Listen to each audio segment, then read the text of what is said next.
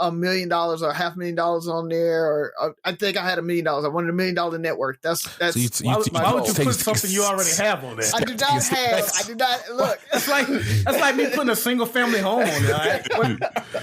Why'd you put that on there? I don't understand. We're about to downsize. You know what? I'm gonna going to a Bud Crawford fight on mine. How about that? Yeah. Since we just putting already got on there.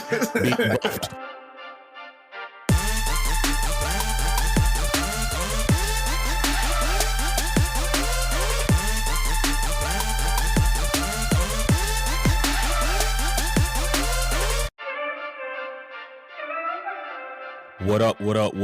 It's Three Brothers No Sense, your favorite barbershop style podcast.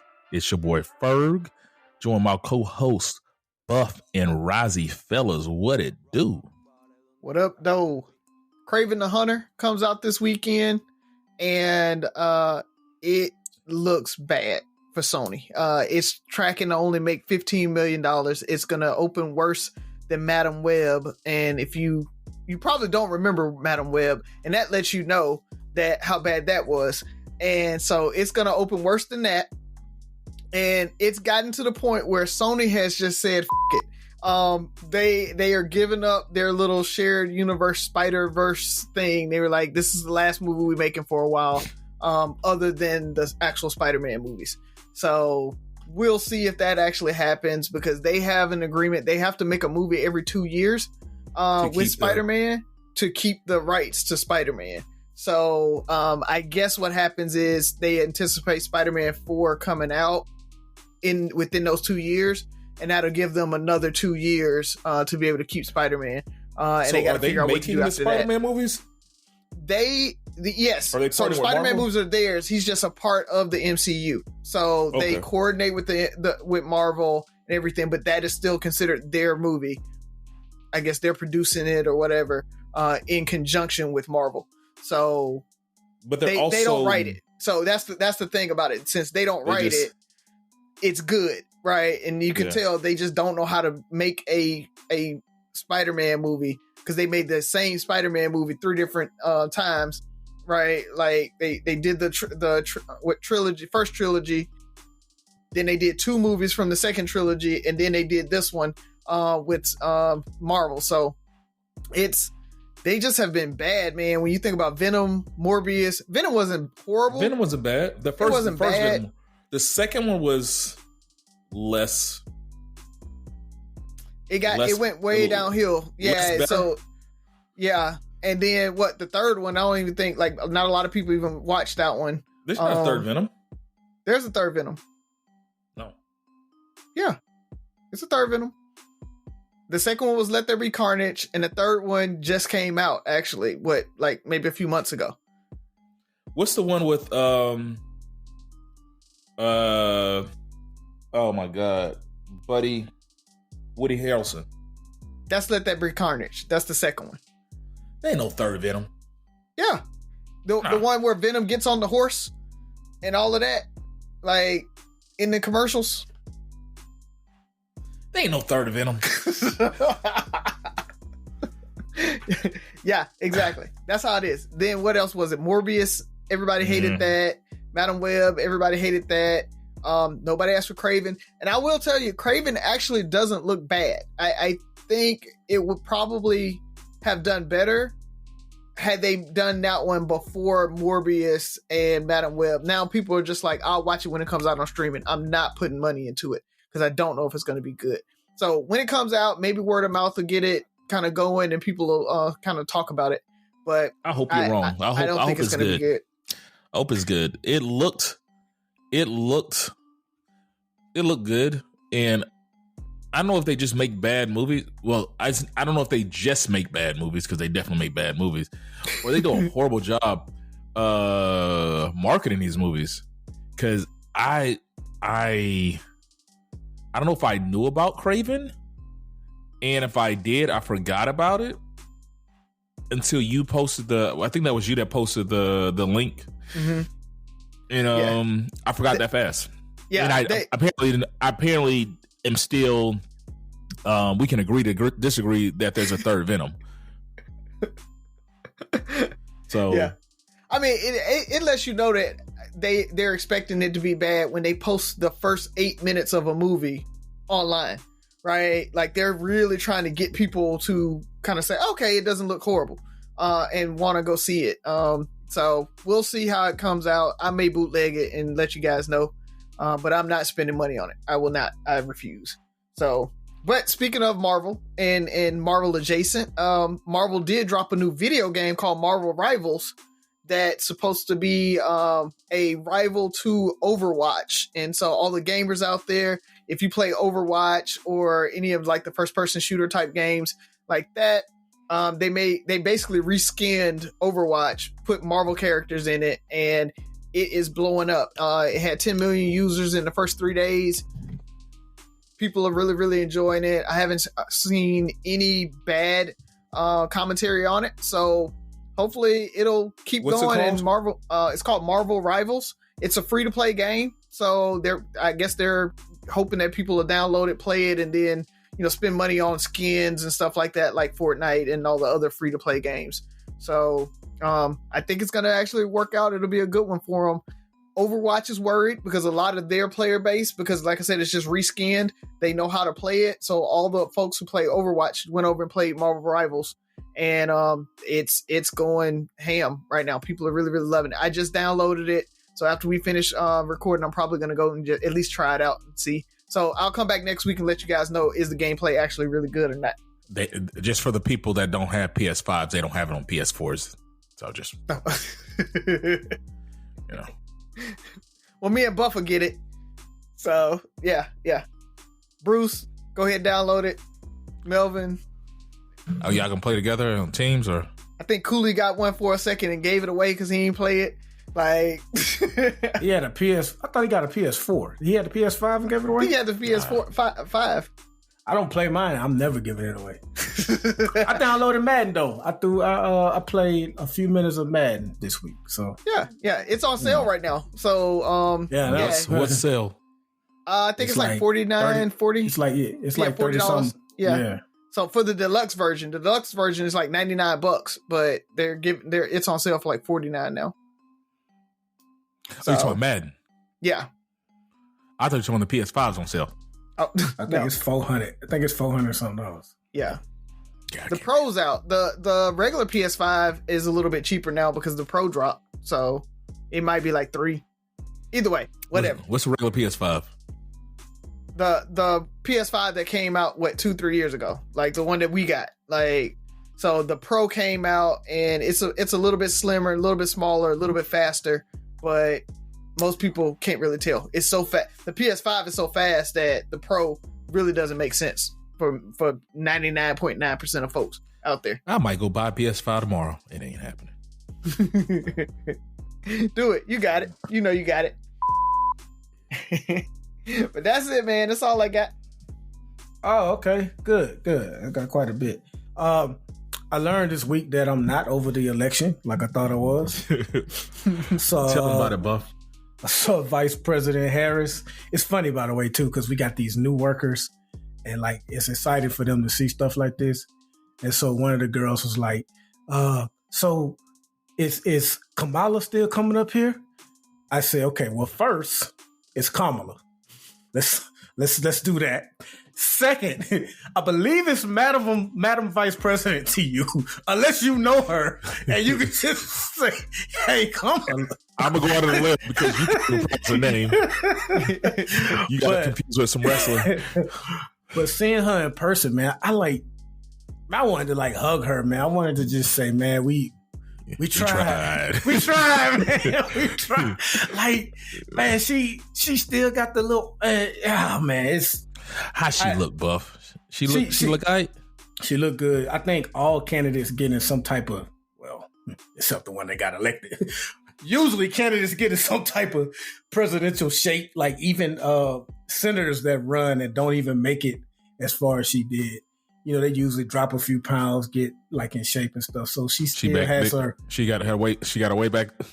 She still got her. I'm running for high office weight, man. She still looks in shape and fit, man. But it just, I don't know. When I saw her, I was like, dang, man, that could have been. You should ask her if she good. You good? Not next president. You good? I also this week met Jamie Foxx, who has a new special out on Netflix called What Had Happened. I've only seen like the first 30 minutes, but if you're I have never thought Jamie Foxx was that funny anyway. But if you're tuning in for like a whole bunch of laughs, there are some laughs here and there, but it's just like, it's interesting, man. Like, he really talks about what happened to him, and he throws jokes in there here and there, but so far it's off to a good start. So it seems like it's a pretty good special. So I think it's worth checking out. And I think I told you guys how me and Goodman always, like, every day we reenact. Puffy? He mentions Puffy. No, I don't want to give it away. He mentions Puffy. So, but I don't want to say what he says. Just tune in and watch it. But I got to do the Players Club line to him. I said, hey, man, while he was taking the picture, I was like, hey, me and Goodman, we always quote that line when Bernie Mac kick you out of his office, when you like, hey, Dollar Bill, hey, it's horses. Blue, if you don't get up out of here, you're going to be trouble. It's going like trouble. He bust out laughing, man. So that was a cool moment, man. But I mostly brought that up just to let you guys know to check out that special. Very cool guy to meet. I brought up. Time out. Hey, Rozzy, who'd you meet this week? Did you run into former vice? That's not fair. Rozzy doesn't leave the house for his job. Did you run into the current vice president or anybody? Did you see the mayor of Birmingham? No, I did not. Did you see a city councilman? I did see a city councilman though. See? Yeah. That's about the highest that I can see. Okay, yeah. Any famous comedians or stars, singers? No. Yeah, they're not coming through Birmingham. Elon Musk came up there too, but I didn't. I saw him, but I didn't. Yeah. Did you pass up the chance to see Elon Musk as well, Rodney? Yeah, I'm like saying Elon. He get on my nerves. I'll see him next week. Oh man. Other than that, I got a question for you guys. I don't mean for it to be a show question. Have you ever created a vision board? Yes. Oh, you have? Yeah. Okay. Well, then that eliminates my second question. I was going to ask, are those just for women? Because I only see women talk about vision boards. I never see guys talk about vision boards. We created the vision board with. You had a vision board party.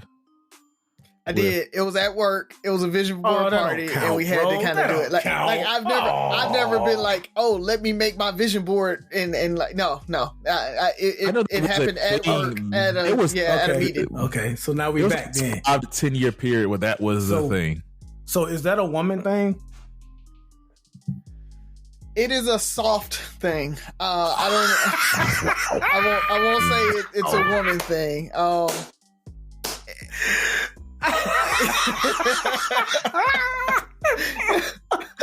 Well, first of all, don't no man call me soft. Well, I'm a man and I called it soft. And I'm gonna say it again. Soft. F-O-F capital T. Oh God. Wow. Okay, so I think I'm gonna make a poll question and ask, can guys make vision boards? Well, I know they can. Do guys make vision boards? And ladies, what would you do if you're a man? Like your first date. So you're at the house. Oh, what's that? Oh, this is my vision board I made. I'm gonna start my business. But like I have seen the folks who I have seen are the guys who I have seen make vision boards. Not necessarily because they're soft, but like business owners and stuff, like entrepreneurs and stuff like that. Those are usually the folks that I see doing it. They're like, this year I'm really gonna try to invest in my business. I want to make this. I want to do this. I have seen those from a couple different folks. I can't say I've seen it. I've seen people like whiteboards. So if you go in their office or you go someplace and they have like this whiteboard of just like plans, like goals. And when I think of guys, it's more, a lot of times more structured versus like a picture of this mansion, right? Right. Or, a tape measure or a gym because they're going to lose weight, whatever those things are. It can be like, join the gym, lose 50 pounds, get a personal trainer. Like it's regimented plan versus just a kind of a broad vision. Just like you look at it, it's like, oh yeah, I need to get in the gym. It's June. Like you're supposed to start getting in the gym January. Yeah, and I think that's kind of why I said it's like it's soft. Like the artsier people are the ones that are going to make a vision board, right? So we talked about men in predominantly, women's sports and things like that, right? Male gymnasts and male cheerleaders and stuff like the softer, more artsy people. Artists, right? I could see somebody who's an artist professionally saying they made a vision board because they think like that. So I could see somebody like that doing it versus, a traditional guy who has like a construction guy. I don't think any construction worker is going to go out and make them a vision board. It just ain't gonna happen. So, well, listeners, bring your jokes because Buff made him a vision board this year. I have a vision board. Soft. So bring me all the jokes you got. But as I was creating one, I was like, I never see men talk about this. How about that? What's on your vision board though? Now you got to tell us. Isn't it like a birthday wish? Like if I tell y'all, I don't know. I don't know the rules. I don't know the rules of a vision board. We didn't go to vision board seminar. I tell you this. We're on there. I want Three Brothers No Sense to grow. Yeah. I wanted to be a consistent 5 to 6 figure listening podcast every episode. So okay, don't. We're on hold the jokes. Did you do it independently or was this like a family thing? Independently. I did ask Tab was she gonna do one. She said yes, but I don't know. I don't know if she is. It would have been funny. Nigga, I ain't soft. But Buff, I'm not going back. Did you do it like digitally, or did you like actually like cut out stuff and make a board, like a paper board? Digitally. Okay. There's this app you can put it on a poster board or a canvas, and they send it to you put together. But I'm on this path to being as disciplined as I can. I don't know if I shared this with the listeners. I did a 96-hour fast last month, and I've been doing 24-hour fast once a month. So I just want to apply that to more things in my life, man. And I want to, with this life of mine I got, man, I want to try to do the best I can, man. So it's some ideas. It's some ideas in my head that I got. And we've talked about this on the show a lot about procrastinating, starting something and not finishing. And I want to finally, I got something I'm working on. I want to finally see it through. Whether it ever sees the light of day, who knows? But I want to at least say I completed that shit. So that's dope. That's dope. What I like about the board, and now that you say you can do it digitally, I'm not saying I will do one. I mean, I'm not saying I wouldn't. I think the fact that you found the time to sit down and do it says a lot. I think so many times a lot of guys were so on the go that we can't even find the time to do that, right? Mm-hmm. And to do something like, and most of us can't find the time to do a vision board or sit down to write goals. But if you gave me the option to sit down and write goals or create a vision board, I probably would lean towards the goals, just because I think as a guy sometimes we feel like it's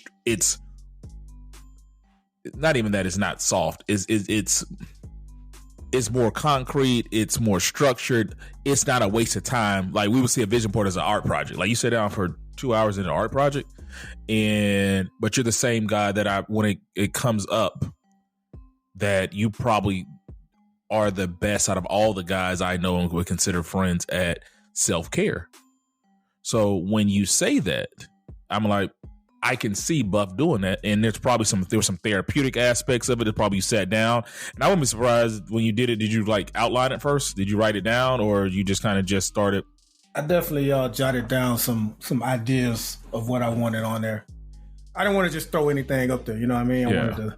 Yeah. And so there was also a structured, like the you did what most guys would do first. Like, let me create this outline really first. And that's probably the male version of it too, just writing down goals. That's what I said. I think we do that. And the women just add pictures. Yeah. Our goals are more, like I said, more structured. Like, and it's gonna be a plan. Like, hey, I want to buy a house. I need to make this, and this. I want to do this. Versus when I think about, if me and Z had the same thing, we wrote it down or did it. Z would just go in my idea of a vision board. She's finding magazines and clipping this out and throwing this $5 billion mansion on it. Like, we just trying to buy a $500,000 house. Like, what you like, you done threw this big mansion on it. It means like, hey, buy this house, refinance it. Like, then I'll buy this house, refinance this house, do this, turn this into a rental prop. Like, I'm gonna have a whole list of things. Not only the vision of getting there, is like, how do I do it? Versus, and sometimes guys, I feel like we're so hardwired to be solution oriented. Mm-hmm. Because when I think of vision board, I almost think of like a dream board, right? It's just like you have a bunch of dreams and goals and wishes that don't even, I can say all can say all the stuff I want to do, and not have a plan, right? I've talked to a couple of people, and like it was a female coworker of mine. She had like a Maserati on there. I'm like, we work at the same place. So why would you put that on there? When I think of a vision board, that's what I think of. That image of like, why would and I tell Z, and we've been on this for a while. Is I think the difference in us is Z and a lot of women, I feel, live in the possibilities, and men live in the probabilities. So we're talking about getting a new car. Hey, we can go from this car that might cost $30,000 to affording a $50,000, $60,000. That is a goal. But, we're going to have to and then thinking about, like, we're going to have to pay these cars off. We're going to have to do all there's a whole plan that goes behind getting the $60,000 car versus, like you said, Maserati, $200,000 car. Like, you work part-time, like, how do you see getting this? Well, I get married, like, there's a whole, like, well, I'm married and my husband bought me a Maserati. What the hell is he doing? You're not even dating somebody. Like, there's all these things. It'll be, somebody married and all this stuff, a wedding ring on there. Like, you ain't dated nobody, you're not even dating. So when I think of a vision board, I think of sometimes these unrealistic wish boards. So, but bring your jokes though, listeners. I'm ready for it. Yeah. Braz, you got a vision board now? You gonna get a vision board party? No, I'm good. I'm just making it. I live day by day at this point. Like, what effort did you put into the one at work that you did? Now it's funny you talk about us on there. I did have 3 brothers on there.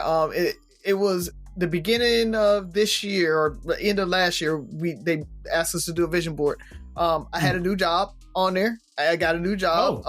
I had us on there growing. We did grow throughout the year, and to your point, I want to keep growing and get bigger. I think I had like $1 million or $500,000 on there, or I think I had $1 million. I wanted $1 million net worth. That's so why would you put something you already have on there? I did not look. That's like me putting a single family home on there. Right? Why'd you put that on there? I don't understand. We're about to downsize. You know what? I'm gonna going to a Bud Crawford fight on mine. How about that? Yeah.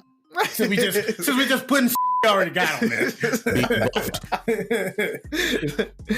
but I didn't put a whole lot of thought into it. It really was just kind of what popped into my head. Because I feel like the vision board of the dreams, to Ferg's point, right, is something that's like could happen, might not happen, but we'll see. And it was just the first things that popped in my head. That's what I threw on there. And I think it's healthy to think about it. Like, when I think about it from a psychological mindset, it's healthy to dream. Kind of remember what I was talking about the other day, like, do guys, or are we okay with that? Do you think do you dream big? You just asked somebody what I put a Maserati on there. Why the hell not? Right? Would you want to put a Ford Fusion on there? Like, what do you want, right? You're more likely to get a Ford Fusion than you're a Maserati, but I want a car and I'm a dream big. I might get a Maserati, great. If it's a Ford Fusion, hey, I got a car. And sometimes I think I'm definitely going last if I get a question at all, because this is turned to a show question. But I'm definitely one of those people that need like constant reminders, because like, you know, that's good for the month of January, February. We get into the dog days of May and June. You know what I'm saying? I'm further away from even thinking about what my goals are. I want to see if like a daily reminder will help me complete some of those goals. That might be a business idea, man. You can create a men's vision board app or something. Yeah.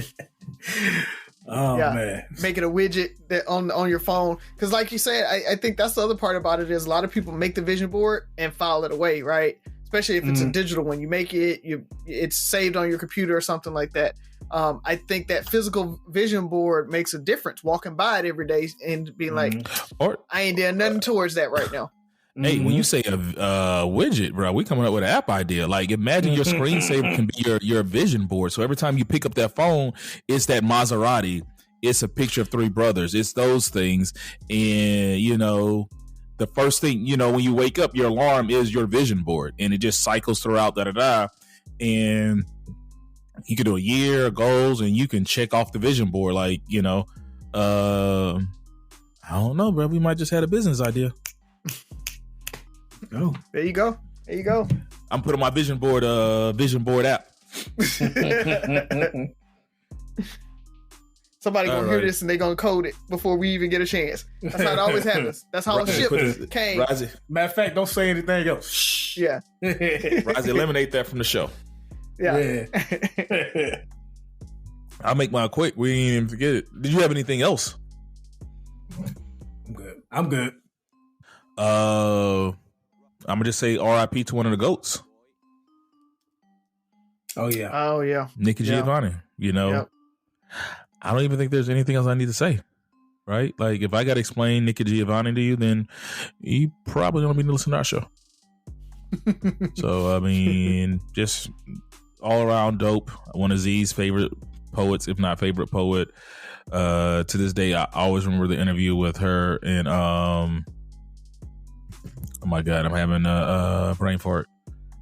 Was it James Baldwin? Yeah, James Baldwin. I'm sorry. Mm-hmm. Yeah, she's not for the faint of heart.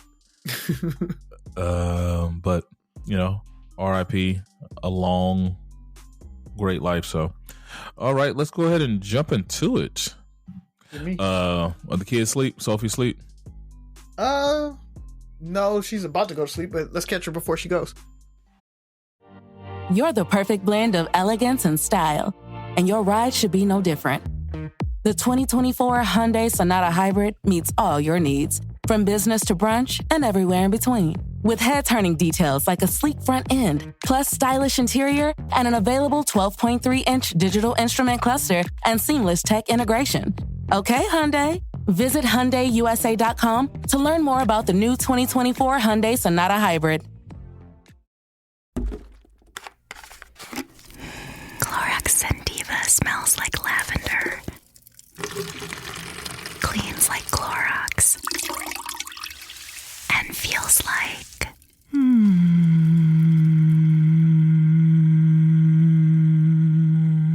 All right, that could go on for a while. Experience the long-lasting freshness of Clorox Sentiva. Now available in Clorox Sentiva Lavender Scented Bleach. Use as directed. It's Bonnet Sophie. It's Bonnet Sophie. Bonnet Sophie. Bonnet Sophie. My favorite Sophie. Okay, so we should get a great joke. It's the greatest Sophie. Yeah, you're it's the last year for your generation. Did you know that? Yeah, because Gen Beta's coming after because they're betas and we're alphas. Yeah. They're losers. Yeah, 2025 starts Gen Beta. So, because they're not as cool as us. Yeah.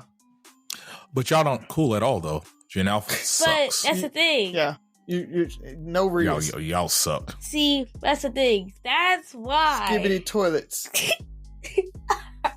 Y'all suck. With all due respect. See, if we suck, that means that they're worse. We're literally Gen Alpha and they're Gen Beta. Yeah, I mean, once you get we worse. at a certain Personally, point, I think I'm the best one in our whole generation. I don't like our generation. yeah, You don't like your generation. Not very much. We're not very cool. You're not very cool. you're not very Very cool at all. unfunny. Yes, Of they course, don't have besides me jokes. though. Yeah, you're Yeah, funny. you Listen, are the I'm same guy. hilarious. Why do cows wear bells? Fun, butter, Because their horns churn. don't work. I'm hilarious.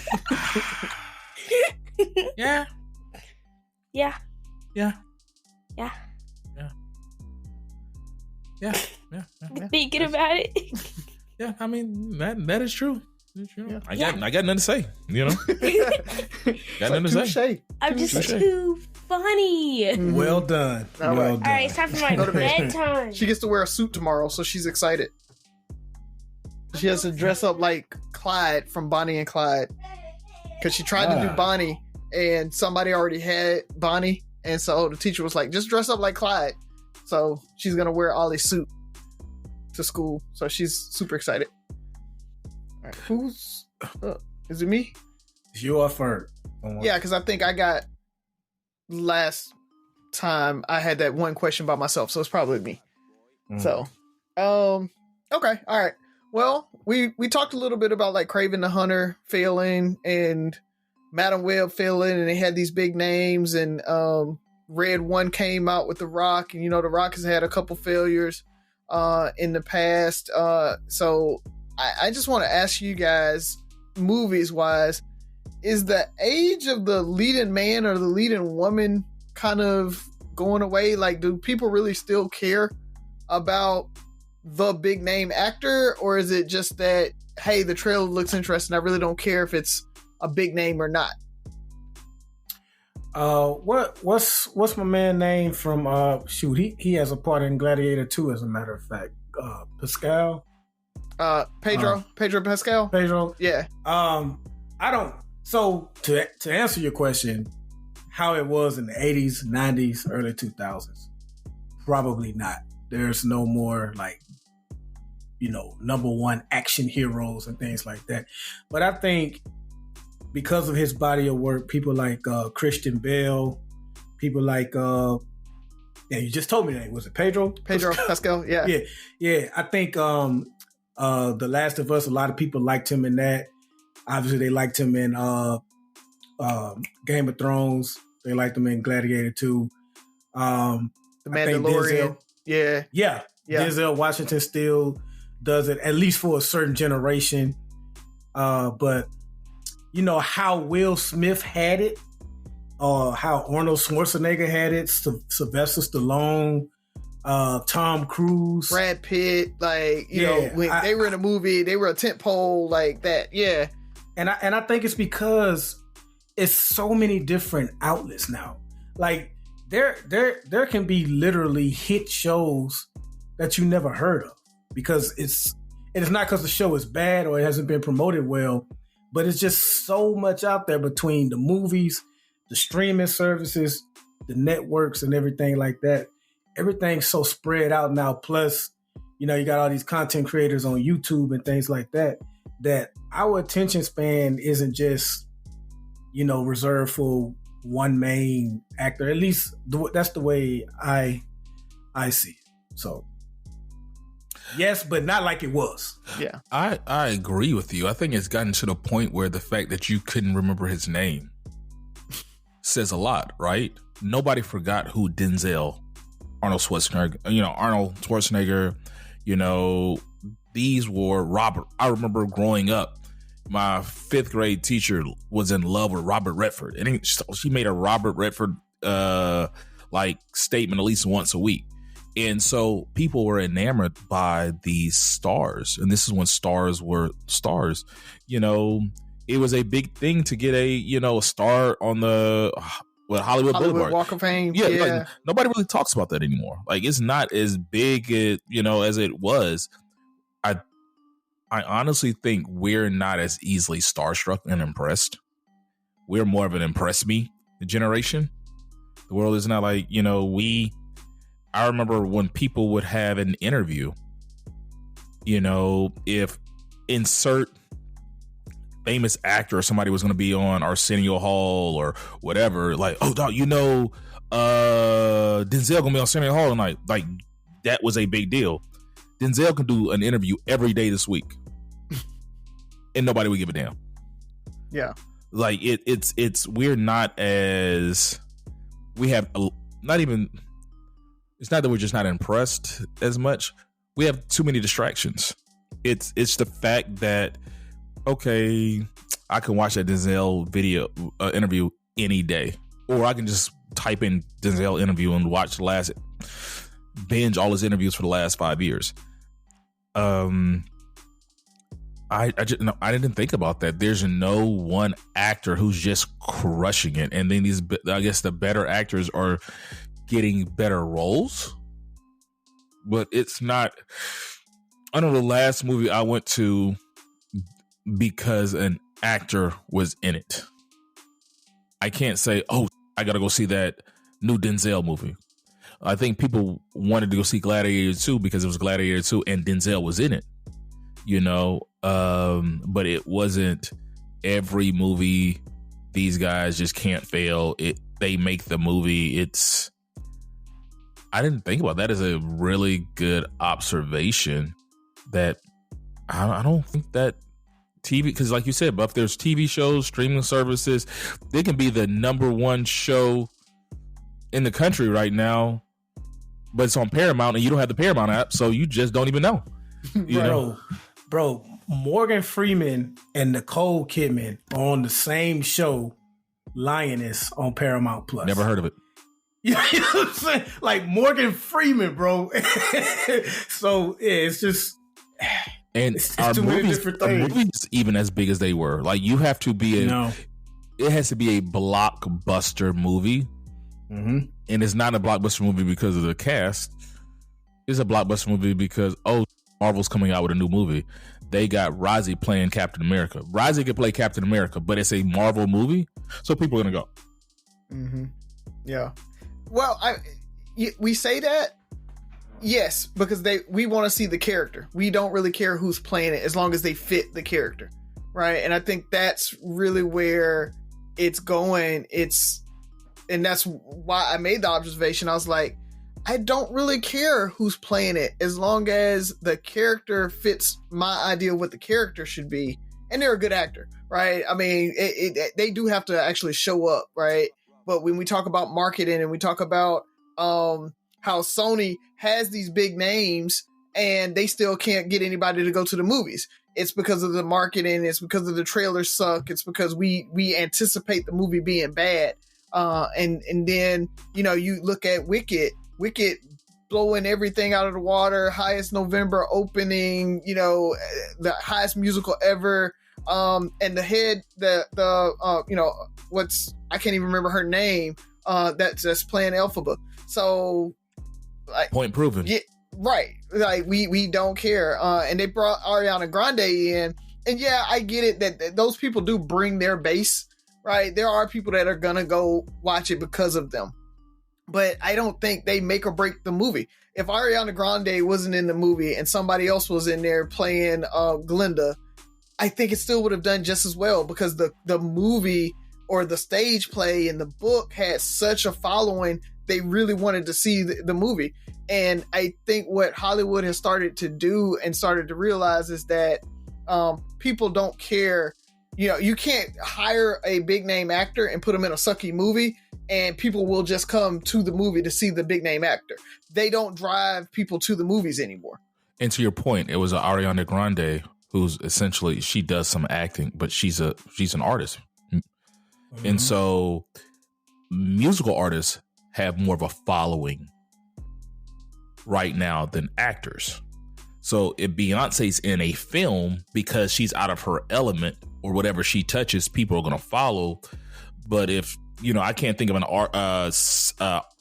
an actor was like, whatever this person does, everybody's going to go see them. I can't oh my God, this person has this person has this. It has to be a Beyonce or, Jay-Z is going to be in a role like you be like, oh shit, Jay-Z acting? I'm going to see that. I want to see him act. You're more interested in that because you're a fan of Jay-Z, you're a fan of whoever that is. And I think maybe musicians are one of the last people to truly have fans. I'm not a fan of a actor. Yeah, it's hard. Like who would be the last leading man? Would it be The Rock? I think it's probably The Rock. That was just, or maybe Robert Downey Jr. That was just like the last man that could be in any role, and you'd be like, "Oh, it's gonna blow, it's gonna go." Has he had any movie? Has he been in a movie outside of? I don't know about Marvel? The Rock either, because like, what are the hit movies The Rock has? I mean, he didn't have like super big hits, right? But he always had like work. What was it? He had The Rundown. He had he's been in a lot of movies. I'm just saying, like Jumanji might be his biggest series with him and Kevin Hart, and that's with Kevin Hart, right? Yeah, yeah. So I don't. Hell, Kevin Hart might be the last leading man. Remember, he had that run where people were going to the movies because he was in it. Yeah, that's true. Maybe comedians. I think comedic films for comedy. But yeah, I think comedies are kind of on the downtrend. Like they don't make a whole lot of money. Like they're going straight to Netflix. Like they're going straight to streaming. So people will go see a Kevin Hart movie because they follow Kevin Hart. It might not be a summer blockbuster, but you're going to go see the movie because you follow Kevin Hart. Versus like even a Robert Downey Jr. Like would you go to the movies to see a Kevin Hart? Because like I said, like most of his movies go straight to streaming. During his run, when he was like selling out those tours in stadiums and he was in movies, like it was around that time he did that first Ride Along with Ice Cube. I think people were going. I don't know, but I think people were going to see him. Maybe. That's a great question, though, man. It's a great question. Has Robert Downey Jr. made any movies outside of Marvel movies? Yes. Yeah. He was in Sherlock Holmes. I mean, he was in Oppenheimer. I think he got nominated for an Oscar or something for his work in Oppenheimer. Did you go see Oppenheimer? Yeah, it was really good. I did the Barbenheimer thing, so no. Yeah. Were you intrigued about Oppenheimer because Robert Downey Jr. was in it? No, he didn't drive me to the movie. I'm just saying. That's what I'm saying. That's what I'm saying. Even he was in a movie, him being Iron Man, he's Iron Man. Just point blank. Anything outside of him being Iron Man, I'm not really interested in. Unless it's a great movie that I want to go see that he happens to be in it. In Sherlock Holmes, did you go see Sherlock Holmes, Buff? Nah. But you've been to pretty much every Marvel movie that he was in, right? Yes. Oh, yes. It's the character, like you said. It's not Robert Downey Jr. Knowing that he's Iron Man, you'll follow. Put it this way: people will follow characters more today than they will follow actors. Yeah. I think that's it. As long as they embody the character. Yep. No, but if the character, like if they replaced Robert Downey Jr. and they got a new Iron Man because something happened in the Marvelverse, whatever, MCU, it's a Marvel movie and there's a new Iron Man. Unless it's pushback. But like I said, people will support characters. So I think specifically Iron Man. Maybe Iron Man. Yeah, I give him credit because to me, Robert Downey Jr. he kicked off the MCU. Yeah. To me, you know what I mean. But that's a great question. Uh-huh. Yeah. So this was, and since you brought up elections, this is what it was.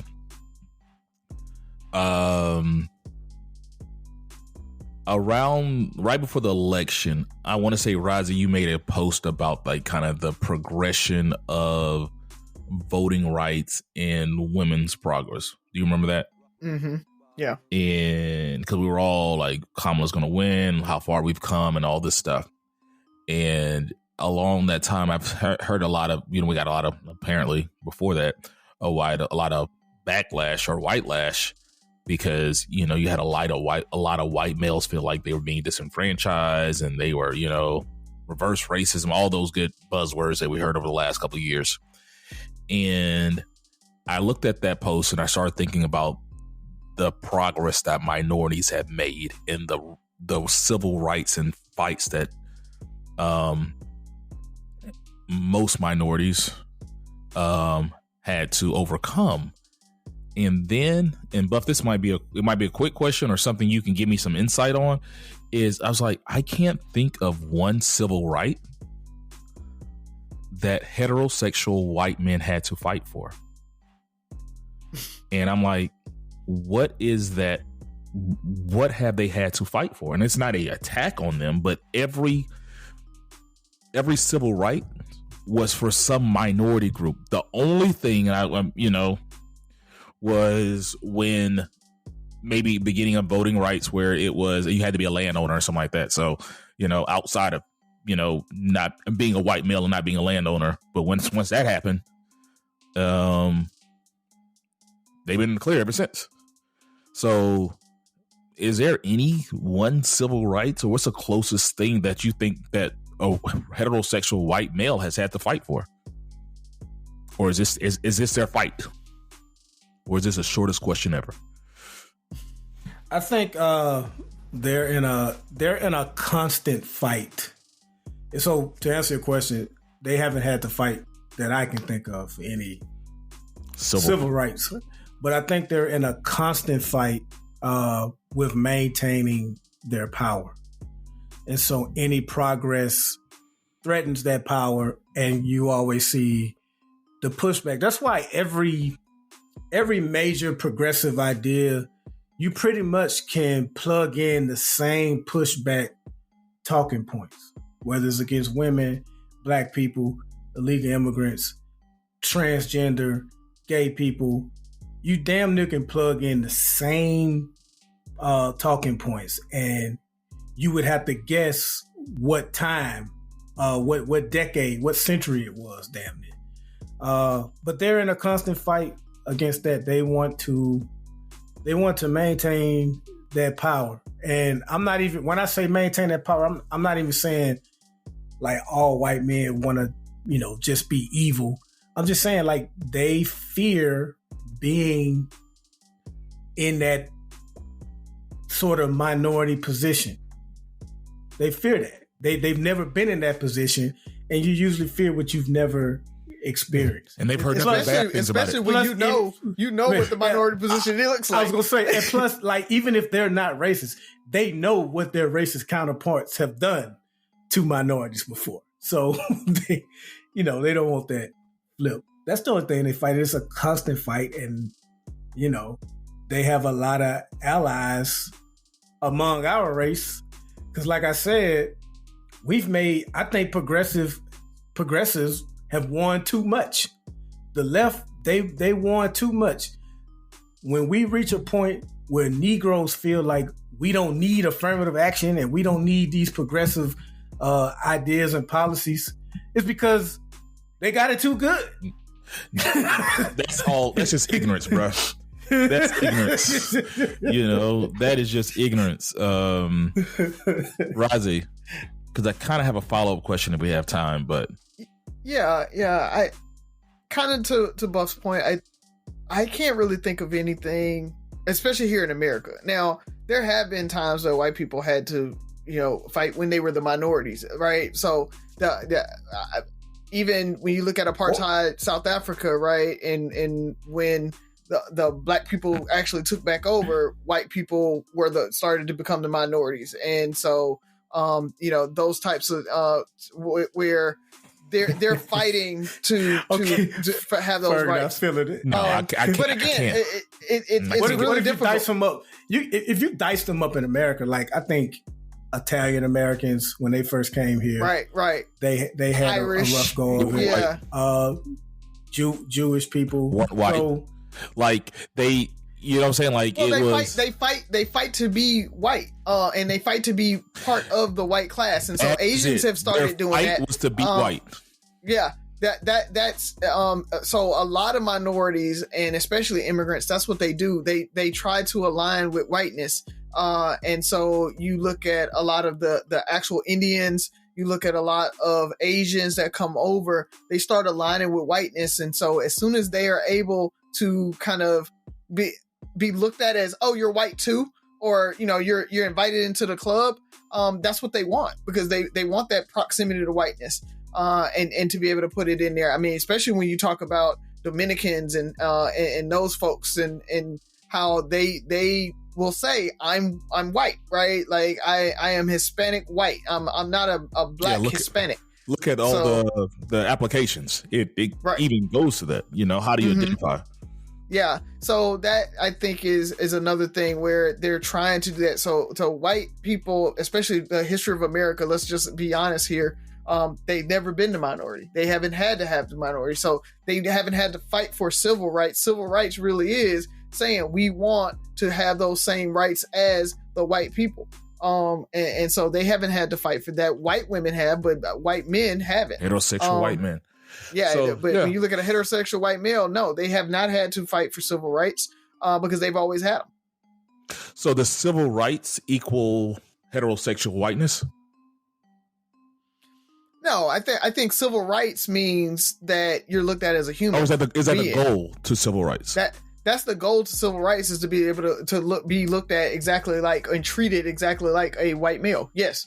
So that's what civil rights equals, because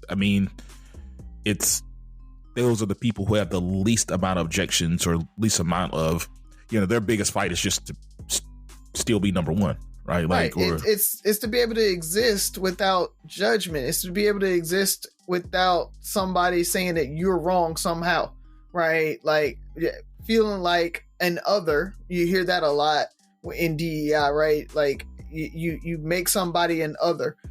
You're not white, you're not straight, you're not a male, you're not tall, you're not beautiful, your face isn't symmetrical. Like all of that is just pushing people to be others when you look at what is the norm or what is the standard and trying to get there. And that's what we've dealt with all our lives or throughout the ages, has been trying to either conform or at least be accepted. And I think right now we're at the point where we don't want to conform. We want to be accepted. That really is that whole DEI push. And that's where you're seeing that backlash from white America. They're like, no, you need to conform. You don't need to be accepted. I don't need to accept you. You're an other. I want you to be just like me. And so while you can't, your skin color can't be like me, I need you to Carlton it up. And I need you to act like me, and I need you to dress like me, and I need you to talk like me, and I need you to think like me. Okay. And so, but if I do that, can I be you? Can I ever be equal to you? No, you can't. And they're okay. They're okay with that. So, Buff, can I ever be equal to them? No. So equality is off the table, right? And a big part of what civil rights and stuff is we're fighting for equality. Okay, so can you help me progress by, we're looking at equity, right? Like, like, hey, is there, maybe I need a little more to move forward to be as close to you as possible. Like, like, hey, I need a little more assistance. Are you willing to give me, maybe there's only so much of the pie we can take. Are you willing to give me a little bit more of the pie so I can move forward? Like, can we? Some are, allies are, and most aren't. Most aren't. That's really what it is. They're like, no, you can get the same amount of pie as me, but yeah, I've got 3 generations of wealth behind me, and you'll never catch up. And that's what they want. Or not that, I won't even say that's what they want. That's what they'll accept. Unconsciously, that's what they'll accept. Yeah, that's the okay compromise for them, is that, all right, I will give you the exact same as me, but no, you can't get extra so you can catch up to me. So the best I can get is progress. Mm-hmm. Was that kind of, I think, the answer? Like, the best we can get is progress. I actually have a quote in there. It's like, I'm just to be realistic, I don't think I want equality. I don't want equity. I just want progress. I want continual progress. I think, and not just progress, I had it, and I don't know if we've had this discussion before. I think outside of our history and what I think we remind a lot of white Americans of with our past, is the fact that maybe I'm ignorant, and I don't know if I'm gonna sound bad when I say this, but I think out of all when I talk about minority groups, we're the biggest we have the biggest voices when it comes to equality and equity. And I really don't hear anybody else really talking about equality the way we do. And to the point where it's like, if you had this list of races or nationalities, whatever you want to call it, I want to get in that debate. And you were like, okay, we got 10 prominent races in America. And for a lot of these categories that matter, I think we can agree that blacks, African Americans are at the bottom or the lower tier on all of those, right? Mm-hmm. And it's kind of like, so you want to go from number 10 to being tied for number 1? No, buddy. So for a lot of us, you mentioned Asians, you mentioned Indians and stuff like that. Let's say they're number 2 on this roll, this list, and Indians are number 3, and Hispanics are number 4, or Spain, like Spanish are number 4, and then there's all these other subcategories, and it's kind of like, should we be fighting for equality? Always, but should we be like, you know what? Can we go from, in the next 10 years, can we go from number 10 to number 8? How much better will we be if we are at number 8? And that's education wise, if that's marriage rates, if that's finances, generational wealth, all these things like health. Are we not shooting too high, but are we like, okay, we're trying to play a game that we can't win. And we need to be saying, okay, what do we need to do to go from, over the next 3-4 generations, we go from 10 to 8 to 6 to 5 to 4. Like, can we slowly progress without just, because I don't feel like they're giving the same pushback to other races because they're not talking about the same things we're talking about. Like, look, y'all fight for those top 3-4 spots. I'm fine with that. I don't care. We're number 1 and we're fine with being number 1. As long as because I don't hear Asians like, make us equal. Hell, the Asians were trying to get rid of DEI and affirmative actions too. So like, oh, they're on our side. Is that more realistic that we could slowly progress versus jumping all of these? We feel like we're entitled to. It's like, hey, we help build this country. We should be where you're at. Right? But at the same time, it's kind of like, hey, realistically, that's not happening. We are at the bottom tier and we're trying to jump all these things. And it's like, is there more assistance in helping us slowly progress? And I know it sounds Uncle Thomas and you ask him for handouts and stuff like that, but I'm like, hey, the current structure is not working. What can we do to gradually move up? Because, a lot of these minority groups were super hated when they first got here. And they made a lot of progress over the years by just focusing on progression versus equality and all this other stuff. They're like, look, I'm trying to build a household and generational wealth and education for my family. That's all in my people. That's all I'm worried about. And as we focus on that, we move up. I think we all progress. I think our progress is like climate change. I think it's, you're never going to see the finish line, so to speak. But I think there's been a lot of progression. I agree. Yeah. What I say is if there was only so much energy, because I think if we have some energy, we're progressing. Like we've come a long way. You said that, to the point where we don't need DEI anymore. We're progressing, but it's like there's a lot of energy still going into equality and all that stuff. And it's like, you know what? We're not having those conversations right now. We want to increase black wealth. We want to increase black education. We want to increase, we're focusing on the shit that just matters to us to make us that much better as a people. We can't, last election, maybe I can't depend on you to help me. I can't depend on America to get this shit right or feel sorry for me or say, hey, we're at the point, we gave y'all Barack, that didn't work out. We're back to where we were at. It's, hey, Black America, let's focus on these 3 to 4 things that nobody can take from us. Like, no matter if white America want to help us, they can't take the fact that there's been a new focus on education. There's been a new focus on wealth. There's been a new focus on health. There's been a new focus on these things, and we're working on progressing on our own. How do you do that? How do you do that when they have anti-DEI legislation coming? When they have you literally cannot focus on black things in schools, and you can't get government funding for it. You like SBA funding can't go to like that. Like there's things that it's all the things that was there to help us advance and progress and got us where we are today. They're slowly stripping away. Right. That's the part that I worry about when you say don't worry about equality. Don't go in there and fight and do that. Like we have to do both. Right. And I think that's how we've gotten to where we are today is we've been in there yelling and screaming for legislation and for bills to go through and all of that.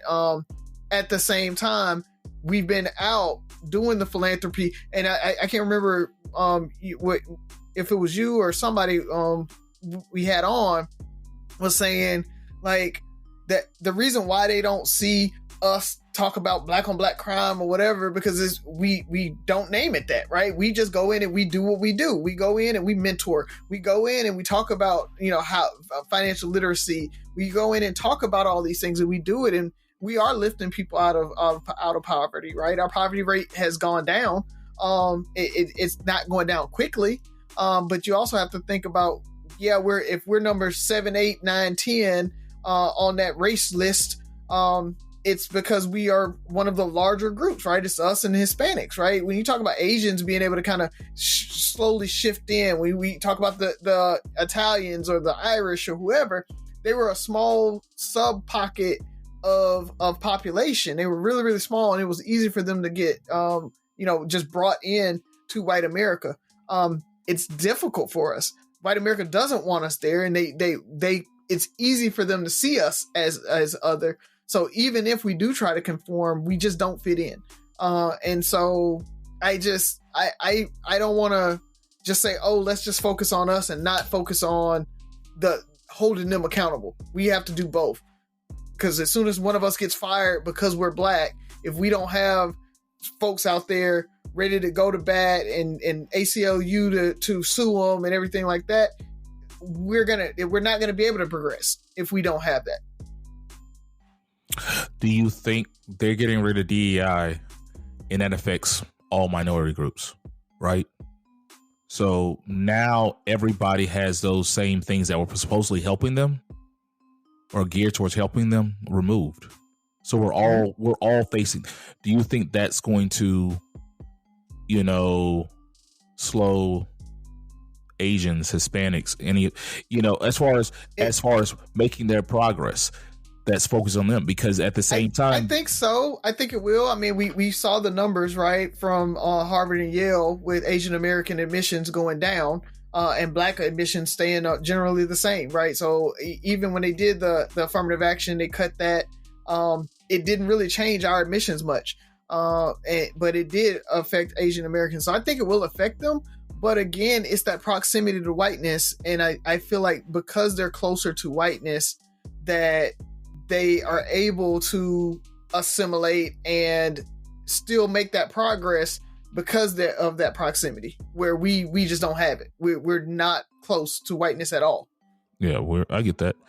And I don't want to, we're running over at this point. And we can talk offline. I see where you're coming from. I feel like there's only so much energy we can give. And I think we spend a lot of our energy hoping that we're going to say something. They're going to see something that's going to almost say, you know what? You're right. And there's a change, right? Yes, there's progress. There's slow but steady progress versus saying if, we spend 80% of our energy, 90% of our energy focusing on the things that we can control. You talk about they're taking stuff away from schools. We can't teach in schools, but we're all parents. We can teach at home, right? There's certain things that we can do. Can we have community groups, nonprofits and stuff that focus on youth, but it's in a black community? So it's not, we're focused on black youth, we're focused on youth. There's grants and stuff like that, but there's a focus on things that we can do.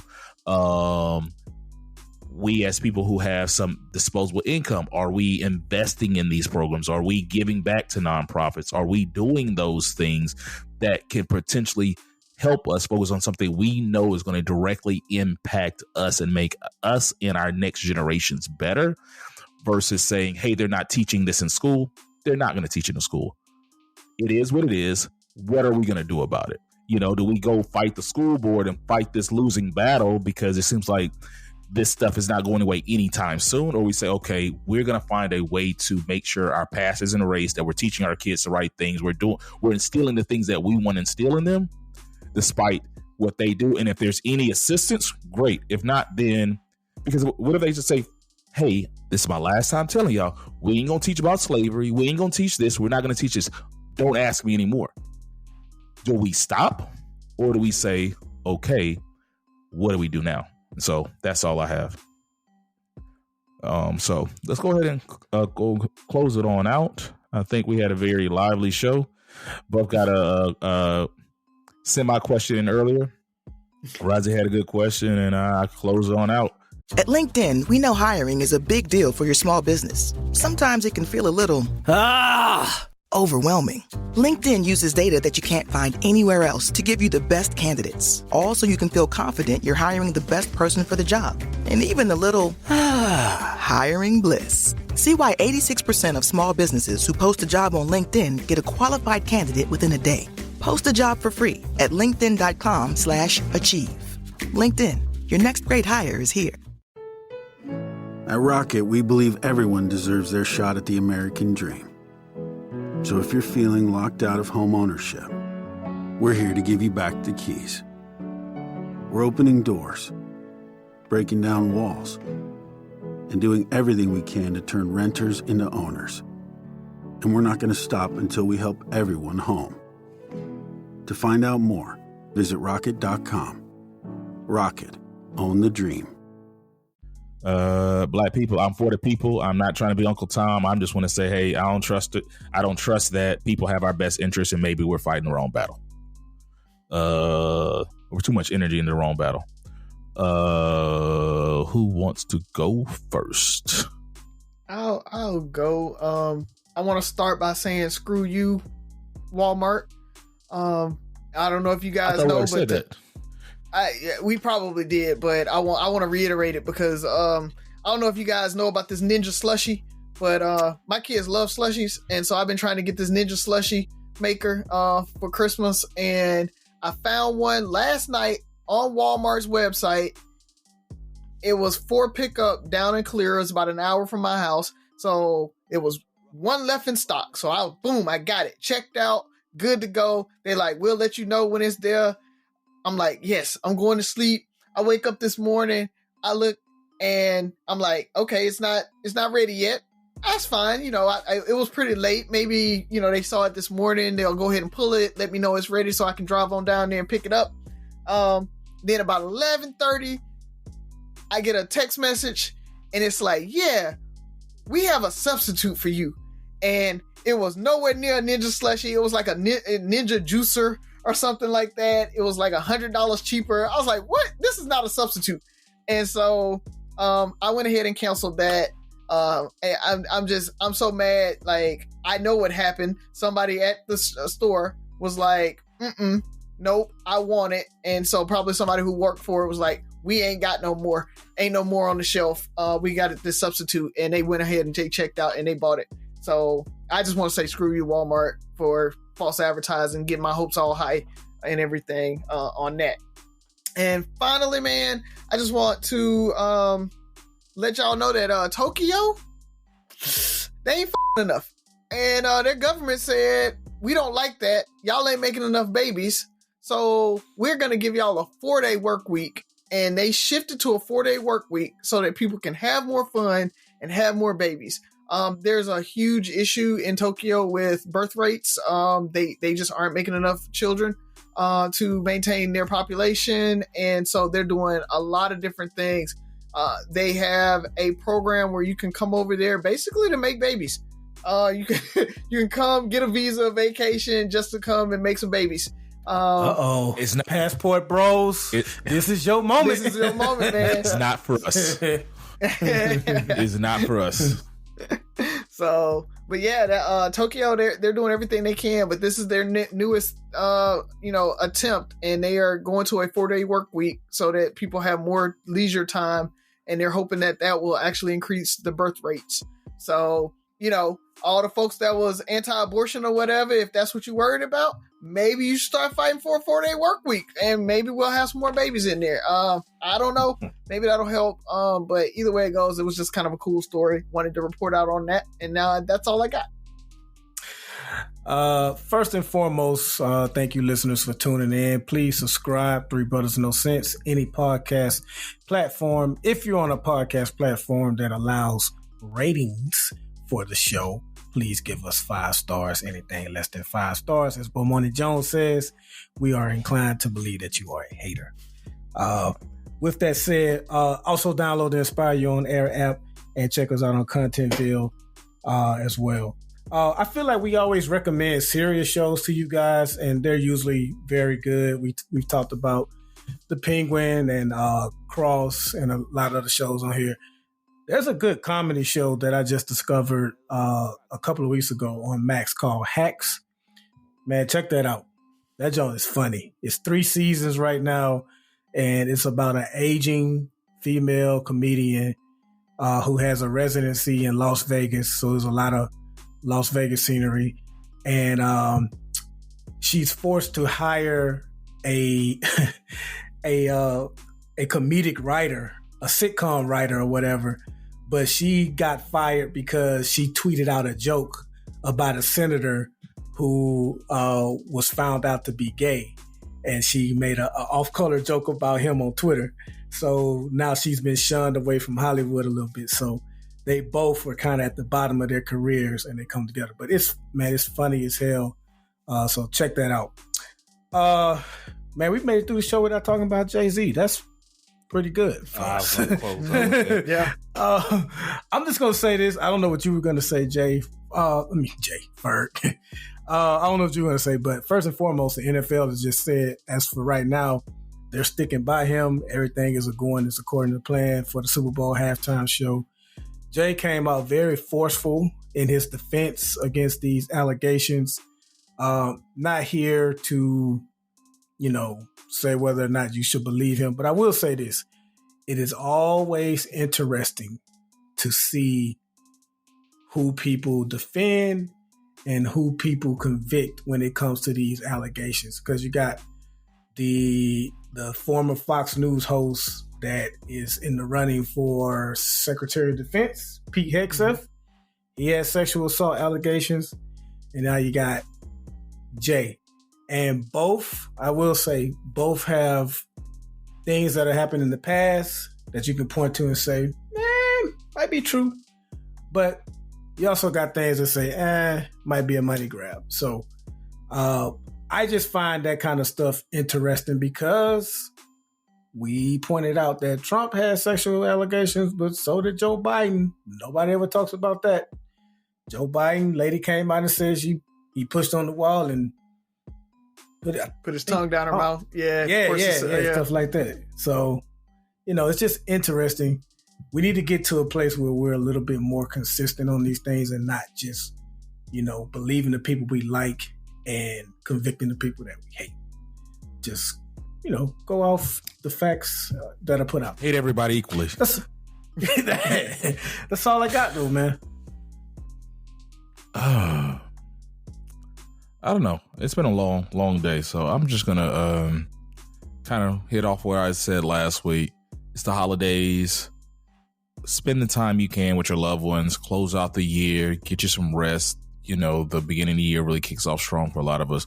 But at the same time, check on your loved ones. Check on the strong ones. This is the time of the year that a lot of people really find it tough to get through. I want to shout out my graduate chapter, Rho Beta Beta, chapter of Omega Psi Phi Fraternity Incorporated. Recently, Razi kind of mentioned, no, that was actually another call. I've been on too many calls today. We talked about, as a call earlier, we talked about mental health and stuff. And one of the things we do at our chapter is before the meeting, we have a brother roundtable, and they've been doing some great series on mental health. And I was there at the last one this past week, and it was really good. We were talking to the brothers about, it's about an hour and a half, and how we handle grief and coping with grief. And it made me think of you, because one of the last questions was talking about self-care and how we need to focus on it as men more. And I talked about you, Byron, during that. They're like, hey, we have one of my friends who really does that really well, and he's kind of a somebody I look towards to remind me of doing certain things and trying to focus on that. But there are men out there, and it was that are really struggling with something, and I appreciate all the brothers that were there, and I encourage more men to find things like that, because I try to be, and I think this show has helped me to be more transparent and vulnerable. And I think when I got there and I was fully transparent and vulnerable, it opened up the door and the floor for other people to really speak their truths. And I mean, these brothers shared some dynamic stories and some things they were going through that you sit there with them and talk to them all the time. You had no idea that they were going through this. So it was a really emotional. Bruh talked about everything and anything under the sun. So I encourage people, not just men, but people, to do that. Find therapy, find you some circles, find you support groups, whatever it takes for you to get that. Because there was something that made me think, we talk about therapy all the time. There are probably some free local things where there are people who can get with you, especially if you're going through something specific that can help you. And a lot of these people who are leading these groups are therapists or people who are trained to kind of help you cope with some of the stuff you're dealing with. So therapy is not the only way. Don't just sit there and talk to Razi. Find somebody or a group of people that can sit there and talk to you non-judgmentally. So shout out to Ro Beta Beta. Do we ever mention that therapy can be fun, by the way? No. Yeah. Like, yeah. If you have a dope therapist, it actually can be fun. Mm-hmm. Yeah. Yeah. So you end up laughing after you cry. Yeah. Like, gold star, bruh. From somebody who was kind of like, I don't know about this therapy, like, I guess, to like, bruh, therapy can be fun, all this stuff. I talked about, you just never know. I feel like I've always been pro therapy. Yeah, you never just like, yeah, just not for me. Like, I don't think I need. And it's like, you realize it was kind of like, I probably should have been doing this all along. You know, like it's nothing wrong with it. It's therapeutic. Therapy is therapeutic, and it can be entertaining and fun. And it's just, I've always, I don't know exactly what my attitude was. I didn't feel like I needed it, but I knew I always wanted to do it. I wanted to do it for no other reason than I was just curious. I was curious. Mm-hmm. Like, I wanted to know, like, can they find things that I have a blind spot to? And she did the first session. Yeah, you'd be like, oh, she's crying. What the fuck? Exactly. I was like, what the fuck? That's, I mean, it's not that you need, it's just like working out. Like, you can go to the gym and do what you, but having a personal trainer, if you've ever worked with a personal trainer, that first time you work with a personal trainer, you're like, nigga, like, I didn't even, that muscle can hurt. Why is the behind my kneecap throbbing? Like, it'd be random stuff. Buff over there crying. Give me one more. Nigga, I can't as you're doing one more. But you yeah, because if it was you would have stopped a long time ago. We stop when we get uncomfortable. Exactly. And I think that's the best explanation of therapy. Is like, a lot of times we stop when we get uncomfortable because we don't know how to navigate whatever. And the therapist is like, yeah, there's a reason I started you with this weight. There's a reason I started you down this path. And this is part of the drill, you know? You want to work out with 225. I got you working out with 135, and we about to do this a certain way. There's a method to my madness. So, yeah, fellas, let's go ahead and close it out. Talk to y'all next week. Happy holidays and all that good stuff, and talk to you when I talk to you.